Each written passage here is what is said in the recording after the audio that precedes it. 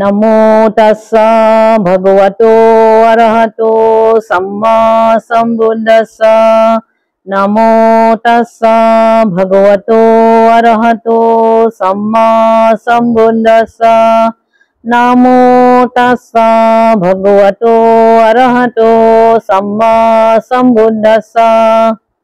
भगवान बुद्ध धम्म और सांघक तीनिबार बंदन करी सबके नमो बुद्धाय। जोवाबार आमी देखिलो जे राजकुमार सिद्धार्थय अनोमा नदीर पारत पुवार पाছত निजर राजकुमारर हाज पोशाक खुली गहना पातिबुर खुली छान्नाक दिए आरु कय जे बस्तुखिनि रजा शुद्धोधनक घुराई दिबलय। निजेई कमला रंगर कापुर पिंधि लले। आजि चाও जे अनोमा नदीर पारत सिद्धार्थय एठाइर परा इठाइलै যাব धरिले। এনেকুৱা যাওতে যাওতে सिद्धार्थय राजागाहा सहर पालेगৈ। राजागाहा मागध राज्यर राजधानी आसिल आरु मागध रजा होइसे रजा बिम्बिसारा।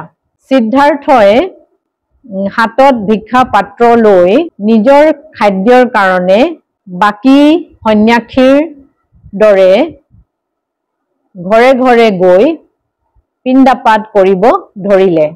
एतिया सिद्धार्थर घर बुलिবলৈ নাই, निजर बंधु बान्धवी कोनो নাই आरु खोआ बस्तु तेनेकुआ एकु নাই। एइटु कारणे जुने जेनेकुआ भिक्षा पात्रत भराई दिए एइटु बहुत सुखी होई सन्तुष्ट मनेरे खाय। किसुमान मानुहे सिद्धार्थक मुनि बुली माते आरु किसुमाने सन्यासी बुली माते आरु किसुमाने सन्यासी गौतमा बुली माते। गौतमा नामटो होल कारण तेर माकर नाम प्रजापति गौतमी आसिल आरु कोनेও तेওক राजकुमार सिद्धार्थ बुली मता नासिल। सन्यासी गौतम देखिবলৈ बहुत धुनिया आसिल, डेका आरु देखिবলৈ बहुत साफ सिकन, कथा कौते बहुत दयालु आरु कोमल भावे कथा কৈছিল। मानुबुरे सन्यासी गौतमक खूब ভাল पाइছিল। এইটোৰ কাৰণে যোনে যেনেকুৱা পাৰে গৌতমৰ भिक्षा पात्रत खाद्य दिবলৈ বৰ ভাল পাইছিল। এদিন এজন মানুহে গৈ ৰজা বিম্বিসাৰক গৈ কলেগে যে নগৰত ৰাজাগাহা নগৰত এজন নতুন সন্যাসী আহিছে।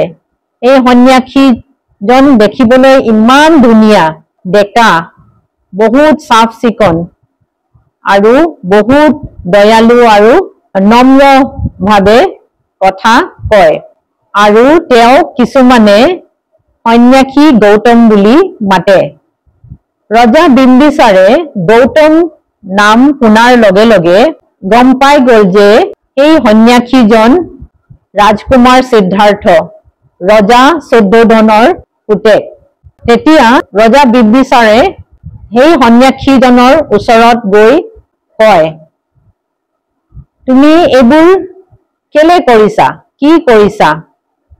তোমাৰ পিতৃৰ লগত কিবা কাজিয়া হল নেকি? আহা মোৰ দেখত থকা, মই মোৰ ৰাজ্যটো আধা ভাগ তোমাক দি দিম। তেতিয়া সন্যাসী গৌতমে কয়, নহয়, মই মোৰ পিতৃ মাতৃ পত্নী লৰা আপোনাক আৰু সবকে মই বহুত ভাল পাওঁ। এইটোৰ কাৰণে মই ওলাই আহিছো। মই বিচাৰিব খুজিছো যে কেনেকুৱা বুঢ়া বেমাৰী আৰু মৰণ বন্ধ কৰিব পাৰি। এইটো বিচাৰিহে মই ৰাজ্যৰ পৰা ওলাই আহিছো। সন্ন্যাসী গৌতমৰ কথা শুনি ক'লে, আপোনাৰ সংকল্প নিশ্চয় পূৰণ হ'ব। আপুনি নিশ্চয় বুদ্ধত্ব প্ৰাপ্ত কৰিব আৰু আপোনাৰ যেতিয়া সংকল্পটো পূৰণ হয়, আপুনি ৰাজাগাহালৈ ঘূৰি আহিব আৰু ধাম্মাটো মোক আৰু মোৰ দেশবাসীসকলক শিকাই দিব। এইটো শুনাৰ পাছত সন্ন্যাসী গৌতমে ৰজা বিম্বিসাৰৰ পৰা বিদায় লৈ সন্ন্যাসী গৌতম তাৰ পৰা গুচি গ'ল। এইটোকে কৈ আজি পাঠটো ইয়াতে সমাপ্ত কৰিছো।